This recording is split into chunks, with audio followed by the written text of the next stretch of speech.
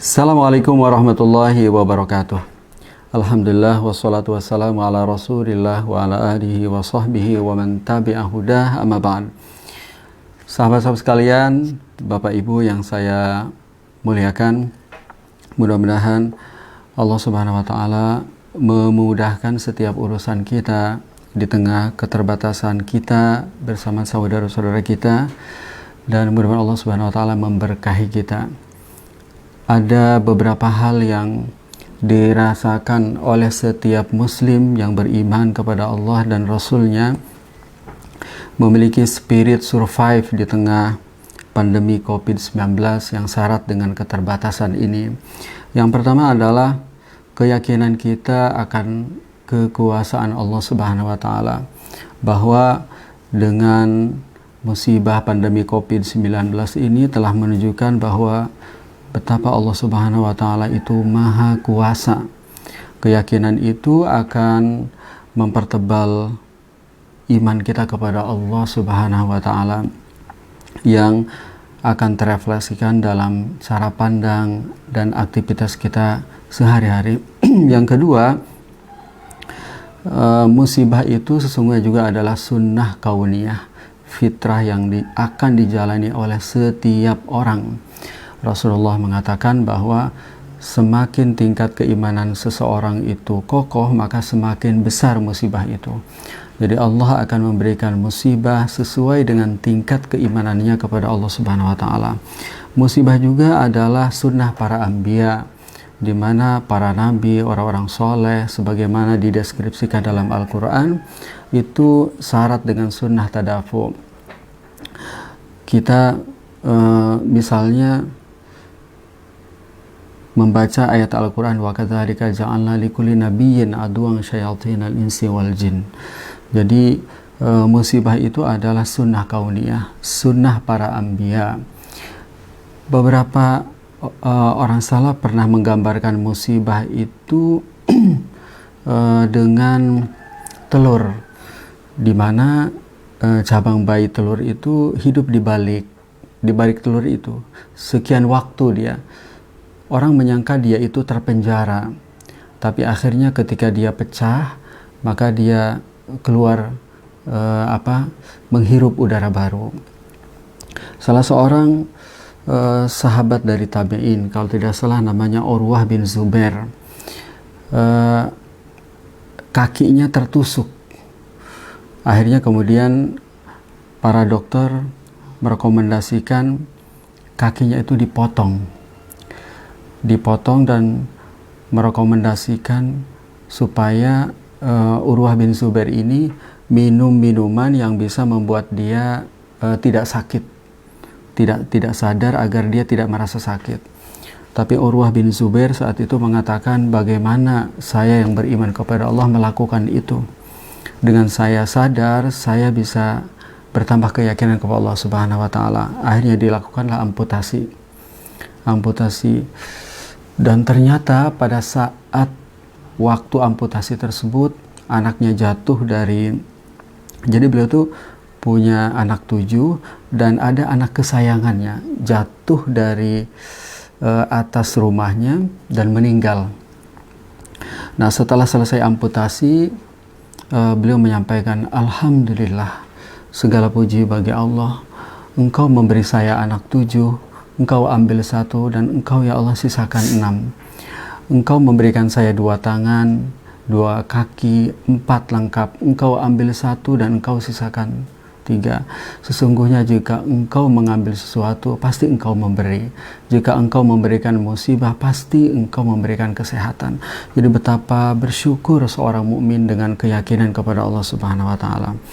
Nah, mudah-mudahan apa yang saya lansir dari pesan-pesan Allah dan Rasul-Nya menguatkan kita di tengah keterbatasan pandemi COVID-19.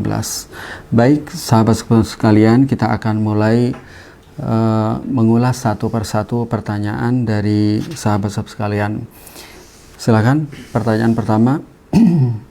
Assalamualaikum Ustadz, di masa pandemi COVID-19 saat ini, apakah boleh saat sholat berjamaah di masjid menggunakan masker? Boleh ya, sholat misalnya bersama keluarga berjamaah itu menggunakan masker, atau sholat di masjid di daerah-daerah yang memang otoritas medis memperkenankan untuk sholat, atau misalnya di perusahaan-perusahaan yang meminta beberapa karyawannya untuk work from office. Nah, kalau sholat zuhur di mana? Sendirian apakah tetap sholat zuhur berempat dengan cara berjarak? Nah, itu diperkenankan sholat menggunakan masker.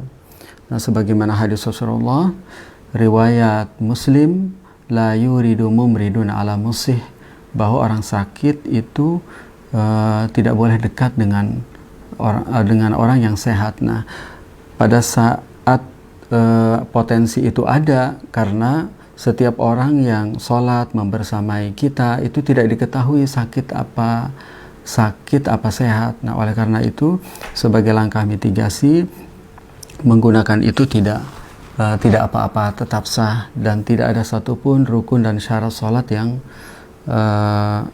yang terlanggar dengan menggunakan itu. Bahkan itu sesuai dengan tuntunan Rasulullah SAW. Ya. Assalamualaikum Ustaz, izin bertanya, bolehkah bayar fidyah untuk ibu menyusui tetapi sudah lewat setahun? Artinya kedatangan Ramadan yang akan datang baru akan dibayar, karena kami baru ingat dari Bapak Diki di Yogyakarta. Iya, jadi setelah ingat, misalnya hari ini langsung tunaikan. Karena kewajiban fidyah itu pada prinsipnya ditunaikan sekaligus, ditunaikan sesegera mungkin, karena itu adalah utang kewajiban yang ada di pundak kita. Kapan ingat, segera tunaikan, agar kewajiban kita kepada Allah, kewajiban kepada manusia ditunaikan. Demikian ya. Assalamualaikum Ustaz, bagaimana hukum menerima beasiswa yang pengelolaannya dari pengembangan dana abadi negara yang diinvestasikan pada proyek-proyek konvensional dan belum tentu sesuai dengan prinsip syariah? Iya. Di Bapak Salim di Jakarta. Betul. Jadi bagi penerimanya, entah penerima beasiswa, penerima bantuan untuk tujuan konsumtif lainnya, itu diperkenankan, karena jika diasumsikan dana tersebut dikelola secara tidak halal sehingga donasi itu sebenarnya berstatus tidak halal, maka donasi yang tidak halal ini memang harus disalurkan sebagai infak. Pada saat sebagai infak, dia diperlakukan seperti halnya infak dan sedekah. Nah, kalau itu disalurkan kepada penerima beasiswa, penerima bantuan, bagi penerima bantuan ini sah, diperkenankan. Nah, inilah kira-kira kesimpulan yang bisa kita dapatkan dalam fatwa DSN tentang dana atau dana yang tidak boleh diakui sebagai pendapatan oleh perusahaan, atau kalau dalam bahasa standar syari internasional IOV di Bahrain, la yajuzu al-intifa bil unsur al-muharram al-wajib takhallusu min walau bitahayul ala dzalika bidafi ad-daraim, atau yang diungkapkan oleh Syekh Al-Qardawi, huwa khabithun liman iktasabahu wa tayyibun liman istahaqqahu. Ya.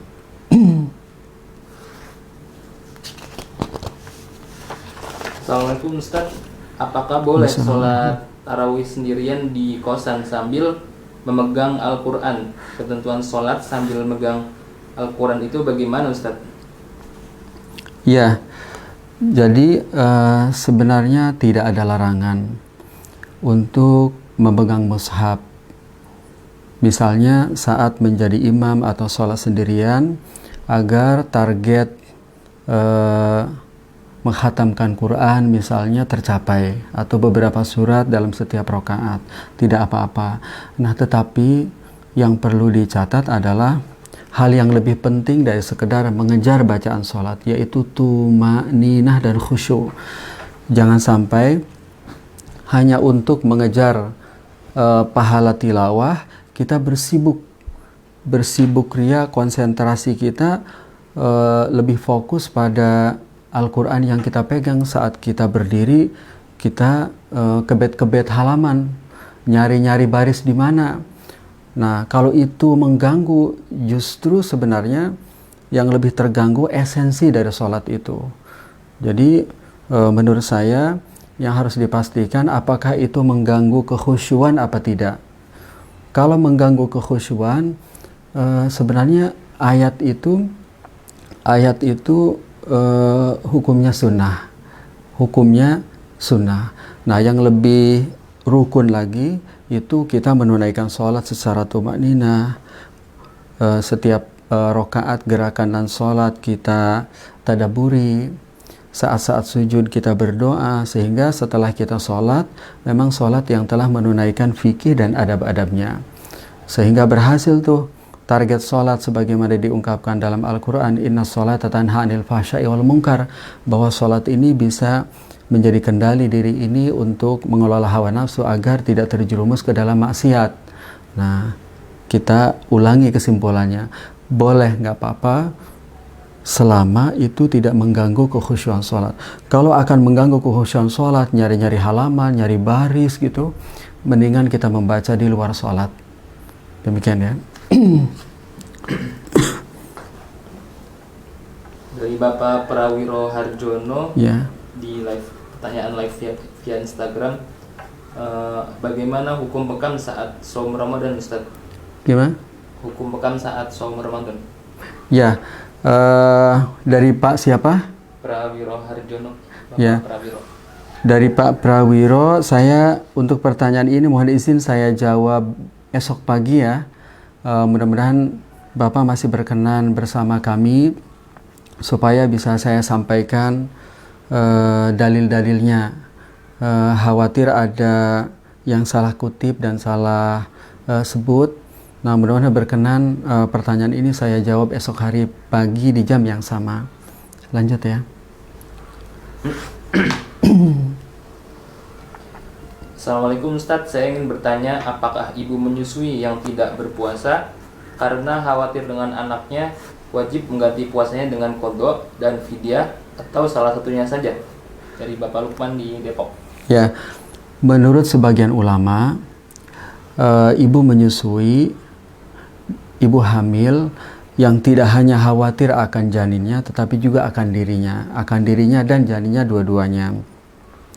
Dan kesulitan untuk menunaikan puasa, maka menurut sebagian ulama boleh membayar fidyah dan tidak mengqadha. Boleh hanya sekedar membayar fidyah dan tidak mengqadha. Sebagaimana jika kita lihat perbedaan pandangan ini dalam fiqh sunnah Sayyid Sabiq dan kitab-kitab literatur fikih muqarrin lainnya. Nah, jadi sebagaimana firman Allah, wa 'alal ladzina yutiqunahu fidyatun ta'amu miskin. Nah, para ulama menafsirkan wa 'alal ladzina yutiqunahu bimasyaqqatin syadidah. Nah, termasuk ibu hamil, ibu menyusui yang khawatir akan kesehatan fisik dirinya dan anaknya dan merasa tidak mampu untuk menunaikannya setelah Ramadan, maka bayar fidyah dan tidak perlu mengqadha. Wallahu a'lam. Assalamualaikum Ustadz, kalau kita sedang sholat berjamaah, setelah masuk pada rakaat pertama baru ingat kalau kita belum wudu, apakah lanjut sholatnya atau kita batalkan, Ustadz? Dibatalkan karena kan syarat dari wudu itu dalam kondisi bersih. Jadi bersih dari hadas kecil dan hadas besar. Ya ayyuhalladzina amanu idza qumtum ila shalah faghsilu wujuhakum wa aydiyakum ilal marafiq wamsahu bi ru'usikum wa arjulakum ilal ka'bain. Jadi sampai akhir ayat. Jadi kesimpulannya, batalkan, ambil wudu, tunaikan secara pelan-pelan, penuh dengan tumakninah, mulai dengan sholat, persiapkan diri fisik dan lainnya agar kita bisa menunaikan dengan penuh kekhusyuan.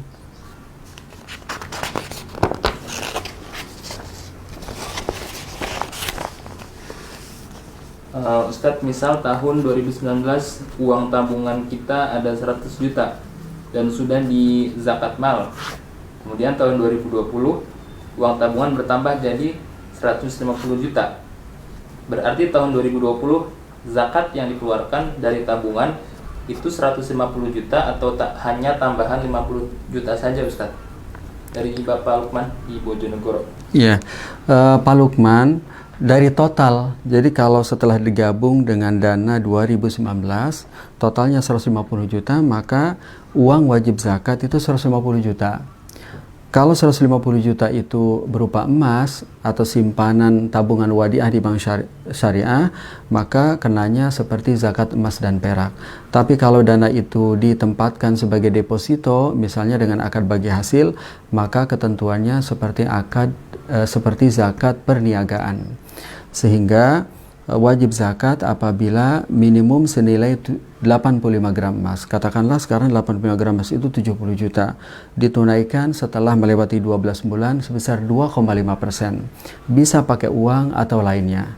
Yang penting memenuhi kebutuhan yang paling prioritas bagi para penerima donasi zakat. Apakah suami atau orang tua akan diminta pertanggungjawaban kelak di hari akhir apabila tidak menegur dan menyuruh supaya berhenti resign dari pekerjaan ribawi seperti bank, leasing ataupun pegadaian konvensional? Dari Bapak Alfian di Banjarmasin. Iya, betul. Jadi karena setiap kita itu punya kewajiban agar sumber pendapatan kita sendiri, termasuk orang yang ada di samping kiri dan kanan, suami, istri, orang tua, anak, berkewajiban agar diri dan mereka itu memiliki pendapatan dari sumber yang halal. Oleh karena itu, jika pekerjaannya, ma'isyahnya, tempat bekerja itu tidak halal, maka sebagaimana hadis Rasulullah, salah satu pertanyaan nanti di hari kiamat itu min ainak tasabah. Jadi min ainak tasabah, dari mana dana yang kita hasilkan? Apakah dari tempat yang halal atau jadi tempat yang haram? Oleh karena itu kita berkewajiban untuk mengingatkan kiri kanan, suami, istri, atas bawah, orang tua dan anak untuk memastikan bahwa sumber pendapatan dan tempat bekerja mereka itu halal.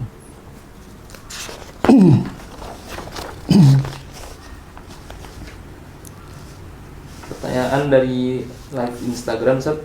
Yeah. Bolehkah sebuah akad jual beli dibatalkan lalu dibuat akad baru dengan kesepakatan harga baru? Ya, jadi kalau ada jadi kesimpulannya itu boleh dengan syarat disepakati oleh kedua belah pihak. Ini dari siapa, sayang? Dari saudara Rizwan. Ya, jadi Pak Rizwan seperti saya menjual HP ke Bapak. Kemudian pada proses transaksi misalnya ngangsur, ingin ada perubahan akad, mungkin perpanjangan waktu atau harga. Nah, maka itu boleh dengan syarat dua-duanya sepakat. Dua-duanya sepakat, karena dalam fikih jual beli itu kategorinya adalah akad lazim. Nah, akad lazim ini maksudnya adalah setiap salah satu pihak tidak boleh dengan serta-merta membatalkan secara sepihak. Jadi kalau membatalkan dia harus atas izin atau persetujuan pihak lain. Begitu ya.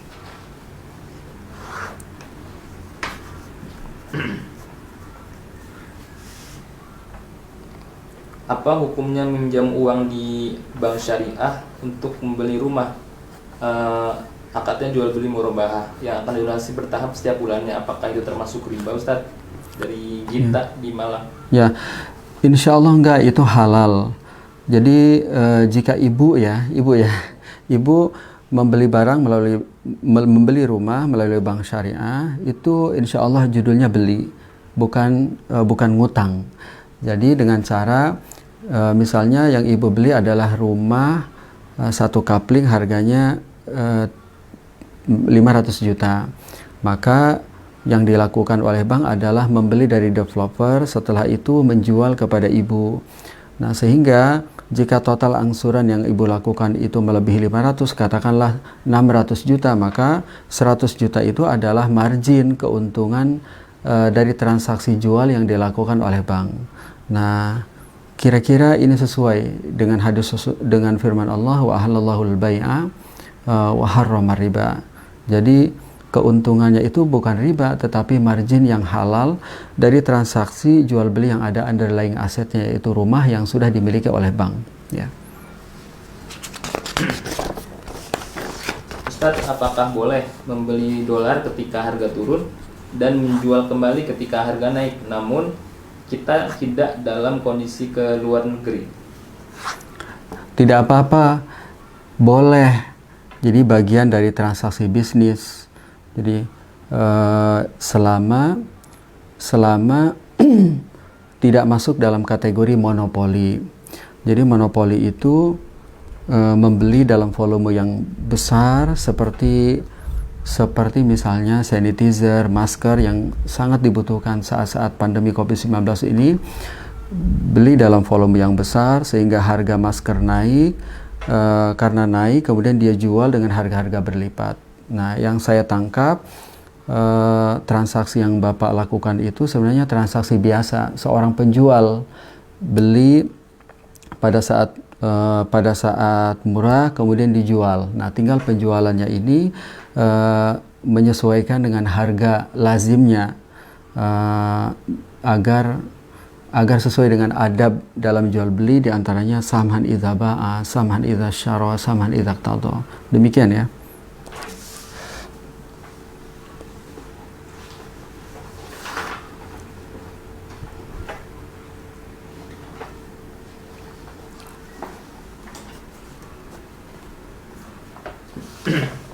Bagaimana hukumnya jual beli emas online lewat marketplace atau lainnya?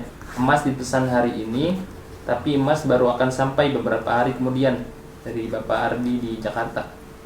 Iya, nggak apa-apa, boleh gitu, boleh. Jadi syaratnya adalah emasnya memang ada, emasnya wujud, nggak fiktif. Jadi kalau bisa bertransaksi dengan marketplace itu harus jelas suppliernya siapa, teregistrasi, ada izin otoritas apa enggak. Nah, yang kedua, kalau bisa saya sarankan bertransaksi dengan marketplace yang sudah mendapatkan izin dari otoritas dan MUI, sehingga transaksinya sudah melewati proses pengawasan secara syariah. Nah, yang ketiga, kalau itu sudah ada, nah insya Allah ketentuan akadnya bisa terpenuhi. Apakah jual beli tunai berarti berlaku ketentuan tunai. Apakah jual belinya tidak tunai secara angsur, itu berlaku seluruh ketentuan jual beli tidak tunai. Pun apabila emasnya tidak tunai, uang ditransfer real time, tetapi emas kemudian dikirim kemudian pun tidak ada masalah. Karena menurut fatwa DSN MUI itu emas boleh diperjualbelikan secara angsur, secara tangguh, karena emas itu dikategorikan sebagai komoditi, sehingga jual beli emas secara tangguh tidak masuk dalam kategori riba nasiah, tetapi boleh dan diperkenankan.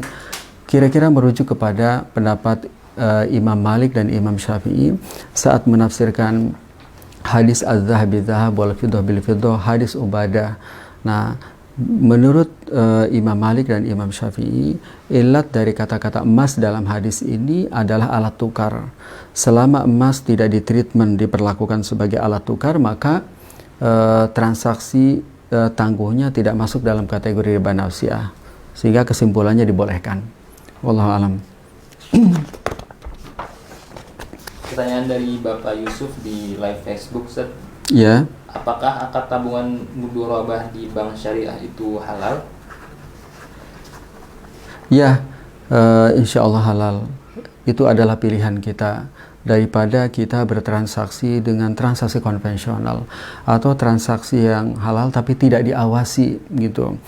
Nah, karena produk mudharabah saat kita menempatkan misalnya 10 juta, maka berlaku seluruh, kalau yang dimaksud adalah tabungan mudharabah atau deposito dengan akad mudharabah, maka berlaku seluruh ketentuan mudharabah. Di antaranya adalah nisbah keuntungan yang menjadi hak deposan atau pemilik tabungan dengan bank itu bentuknya presentasi, sebagaimana yang Bapak lihat saat di cabang di bank syariah kan ada nisbah konter, kan bentuknya persentase.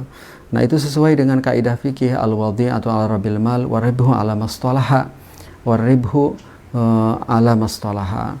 Nah, demikian pula dengan kerugian. Dengan kerugian, bahwa kerugian dibebankan kepada modal kecuali terjadi karena wan prestasi yang dilakukan oleh pengelola. Jadi insya Allah clear, itu adalah pilihan kita. Ustadz, kalau masuk kerja dengan menyuap, apakah gaji setelahnya haram, Ustadz? Ya, ini beragam pandangan apakah gaji setelahnya menjadi haram, ataukah haram dosanya hanya berlaku pada saat suap. Nah, tetapi kalau menurut saya suap tersebut adalah dosa.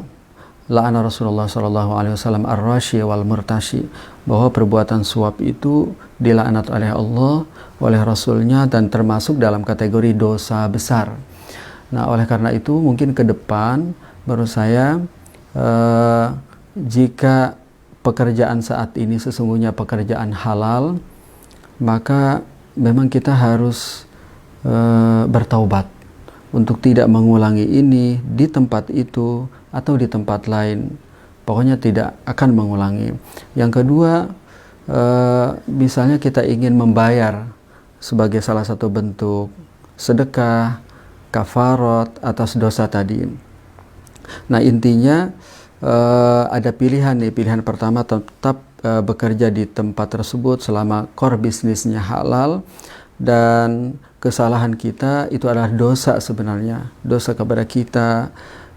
Kalau dirasa ingin tumaknina, mungkin bisa kompensasi dengan berzakat, berinfak, kompensasi dari dosa tersebut.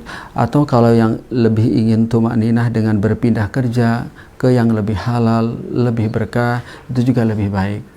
Nah, mana pilihan yang lebih tepat mungkin bisa disesuaikan dengan kondisi keluarganya, kondisi pribadinya. Nah, Rasulullah telah memberikan arahan, dak ma yaribuk ila ma la yaribuk. Tinggalkan yang meragukan, ambil yang menenangkan. Demikian, Ustaz. Ustadz, bolehkah kita ikut arisan emas dari Dimas di Malang? Ya, arisan emas itu diperkenankan, tidak ada masalah selama utang piutang antar sesama peserta arisan itu sesuai dengan jumlah pokoknya. Jadi misalnya setiap anggota itu meminjam 10 juta. Anggota pada saat jadwal gilirannya dia mendapatkan 10 juta. Nah, maka yang dia bayar tetap sesuai dengan nominalnya 10 juta, tidak ada tambahan. Karena arisan itu kalau dilihat dari substansinya sebenarnya utang piutang, ta'awun tolong menolong. Jadi pada prinsipnya ini sesuai dengan ruh dan maqasid dari ta'awun yang diperintahkan oleh Al-Quran, wa ta'awanu 'alal birri wat taqwa wa la ta'awanu 'alal itsmi wal 'udwan. Yang kedua juga perlu ada kejelasan dari arisan, dari para peserta arisan, manakala emas yang akan dibeli misalnya lebih tinggi harganya atau di bawah perencanaan. Nah, itu kalau kurang pakai dana siapa nombokinnya, kalau kelebihan itu harus dikembalikan seperti apa mekanismenya. Jadi harus jelas. Mungkin yang jadi fokus adalah masing-masing membayar sesuai dengan pokok pinjamannya. Begitu. Demikian, Allah alam. Assalamualaikum, Ustaz. Mau tanya bagaimana memaknai kaidah la bororo wa la diroro pada prinsip ekonomi syariah? Iya.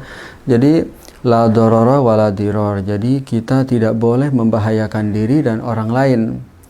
Nah, kita maknai secara luas bahwa kalau diri kita, keluarga kita, anak kita, kepentingan pribadi, kesehatan diri, keuangan, dan hajat-hajat mendasar kita itu tidak boleh dirugikan, tidak boleh merugikan diri sendiri. Entah lemahnya kita menghitung perencanaan ke depan, apalagi merugikan orang lain.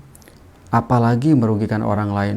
Misalnya sebagai DKM, sudah ada keputusan wali kota, bupati agar masjid ditutup, sholat kekeh untuk bermodalkan perasaan, bukan ilmu. Rasa-rasanya saya ini tidak mendapatkan keutamaan Ramadan karena masjid sepi.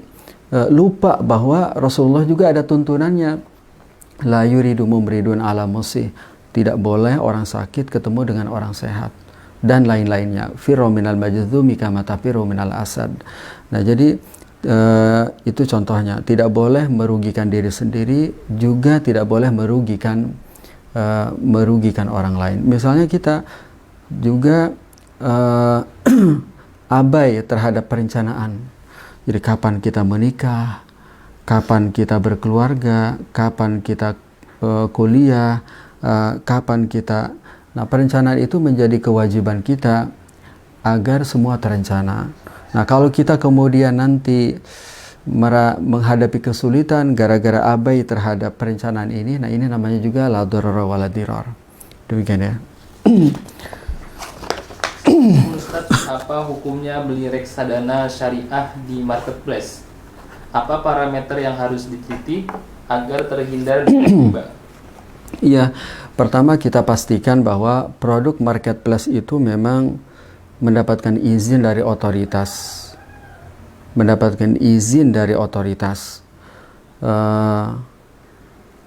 Yang kedua, reksadananya itu adalah reksadana syariah. Nah, kalau reksadananya reksadana syariah, insya Allah sudah ada sistemnya, sudah ada tracknya. Dari siapa manajer investasinya, harus sesuai syariah. Sahamnya, kalau dana yang dikelola oleh manajer investasi itu ditempatkan untuk membeli saham, berarti sahamnya saham syariah. Kalau dibelikan deposito, ya deposito di bank syariah. Kalau dibelikan sukuk, ya berarti sukuk bukan obligasi. Nah, jadi mungkin yang perlu dicermati ini marketplace-nya. Karena kalau yang dijual itu adalah reksadana syariah, maka dia sebenarnya sudah ada track-nya. Sudah diawasi oleh otoritas, insya Allah lebih menenangkan kita. Demikian, Ustaz. Kantor saya ada menyediakan fasilitas vaksin influenza dan vitamin C, yang mana masing-masing akan kami peroleh pada jam berpuasa. Apakah vaksin influenza dan suntik vitamin C ini membatalkan puasa? Ya, Bapak, Pak siapa? Dari Bapak Rahmat. Pak Rahmat, saya mohon izin, pertanyaan ini akan saya respon esok dalam jam yang sama, ba'da subuh. Mudah-mudahan Bapak masih bersamai kami. Insya Allah saya akan respon beserta dalil-dalilnya, baik sunnah ataupun penegasan para ulama dalam kitab-kitab hadisul ahkam, supaya jawaban saya tepat sesuai dengan nas-nasnya ya. Mohon izin Pak ya. Bagaimana hukum mengkonsumsi bonus dari transaksi fintech payment seperti fintech payment?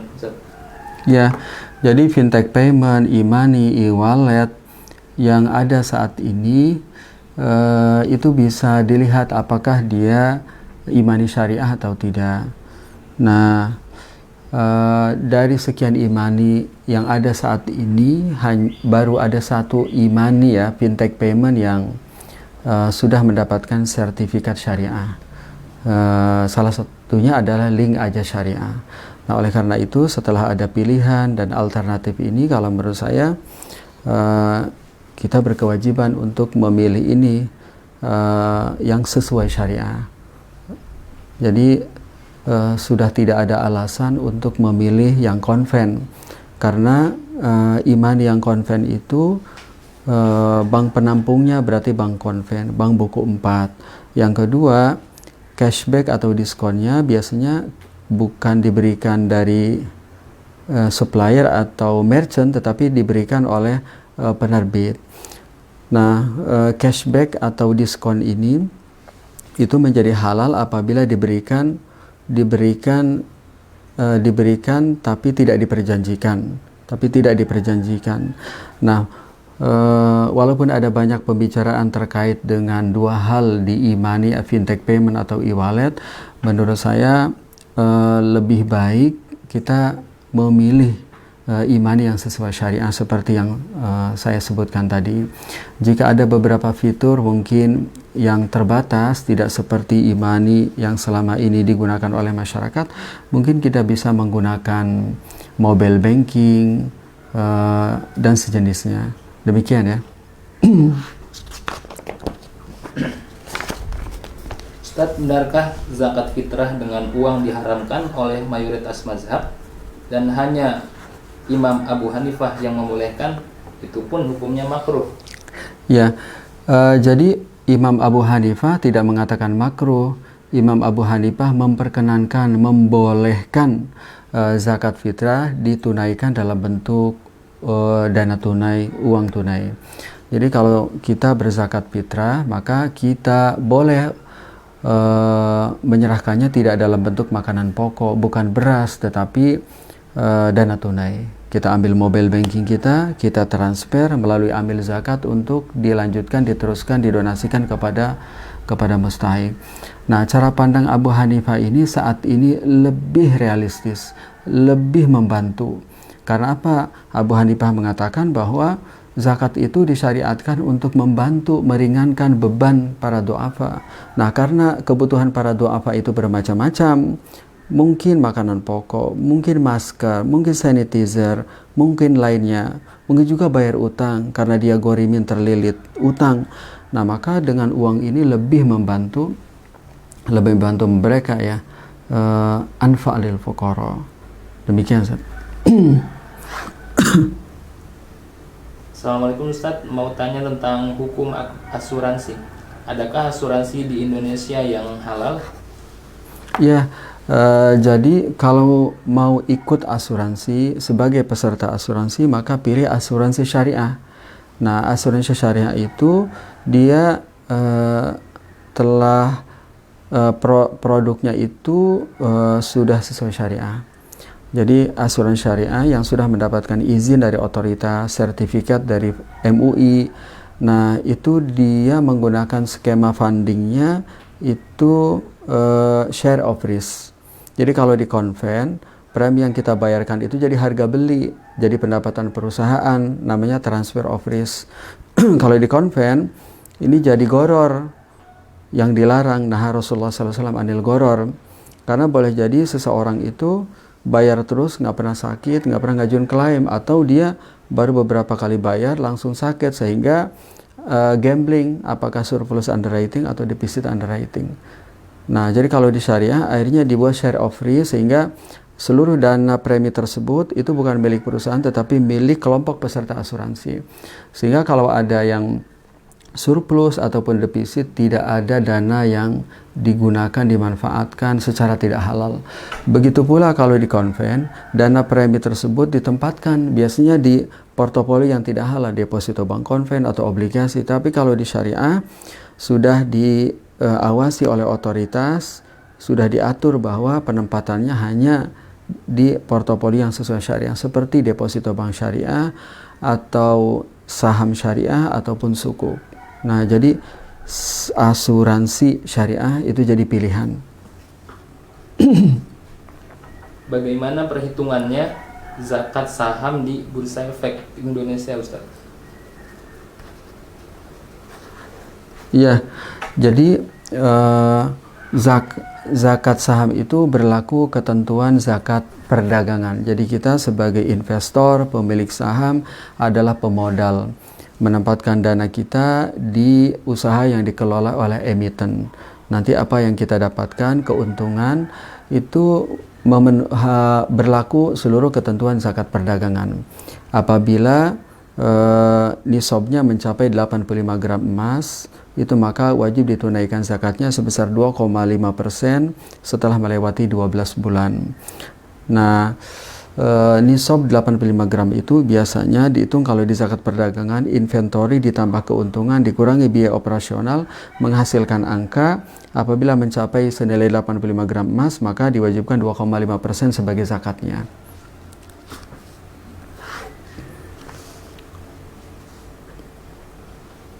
Ustadz, saya kerja di perusahaan luar negeri. Masjid jauh, sementara waktu istirahat zuhur sebentar. Bagaimana solusinya Ustadz? Sementara kontrak saya 3 tahun.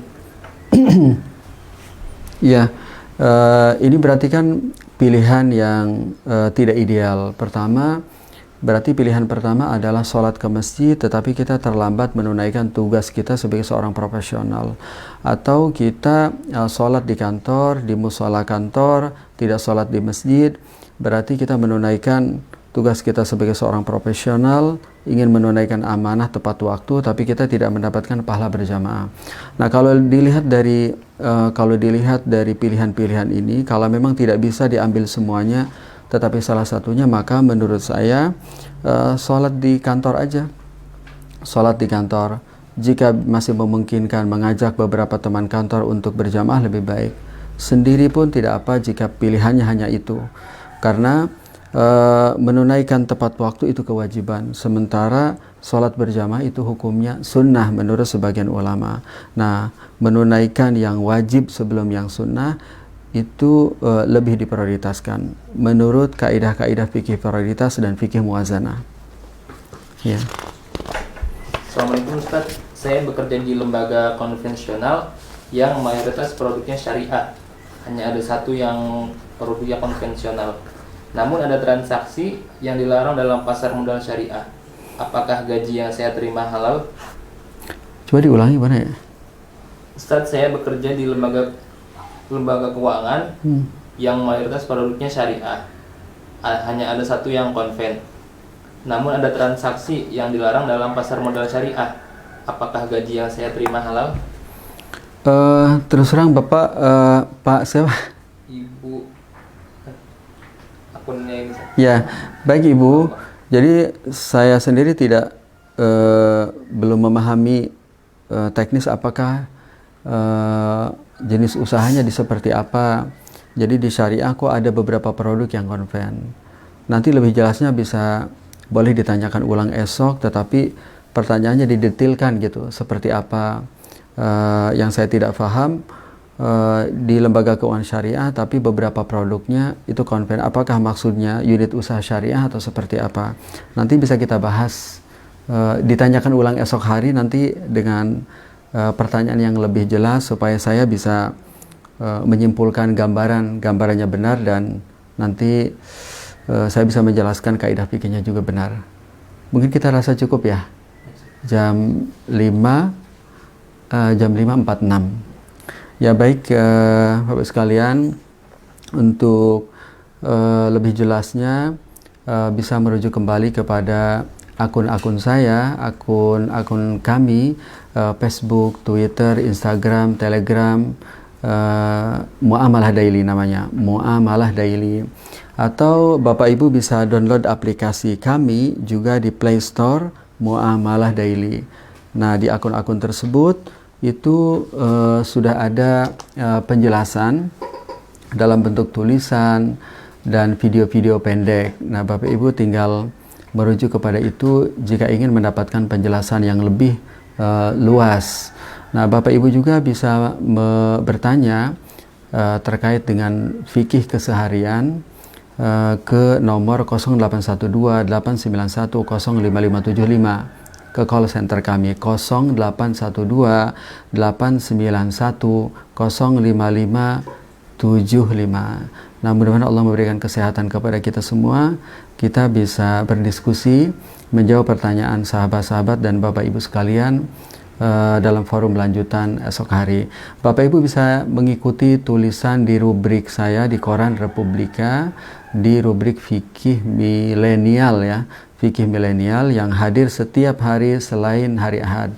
Nah, Bapak Ibu juga bisa mendalami fikih muamalah ini di buku-buku yang kami tulis. Misalnya ini ada fikih muamalah kontemporer, menjelaskan tadi pertanyaan imani, transaksi emak-emak, dan semuanya itu kami bahas dalam 3 buku ini. Kemudian yang ini buku ini dulu baru itu. Tadi fikih aulawiyat, yang mana dulu? Karena rata-rata yang terjadi di lapangan bukan pilihan yang ideal, bukan hitam putih juga, tapi rata-rata itu pilihan dari opsi-opsi yang tidak ideal. Ya, kapan menikah, dengan siapa, rata-rata pilihannya nggak ideal. Kerja di mana, kuliah di mana, rata-rata juga nggak ideal. Nah, ini saya tulis ini dulu baru itu. Nah, kemudian ada juga maqasid bisnis dan keuangan. Kemudian fikih zakat kontemporer, kemudian usul fikih muamalah, fikih riba dan gharar, dan fikih muamalah. Mudah-mudahan literasi ini bisa menjadi khazanah, memperkaya dan mencerahkan. Nah, Bapak sekalian, terima kasih atas kebersamaannya. Mudah-mudahan kita bisa ngobrol kembali esok hari di jam yang sama, jam 5 hingga jam 5.30 atau jam 5.45. Selamat beraktivitas. Mudah-mudahan Allah Subhanahu wa taala memberkahi kita bisa survive dan tetap produktif di tengah keterbatasan pandemi COVID-19 ini. Kita tutup dengan doa kafaratul majelis. Subhanakallahumma bihamdik, asyhadu an la ilaha illa anta, astaghfiruka wa atubu ilaik. Assalamualaikum warahmatullahi wabarakatuh.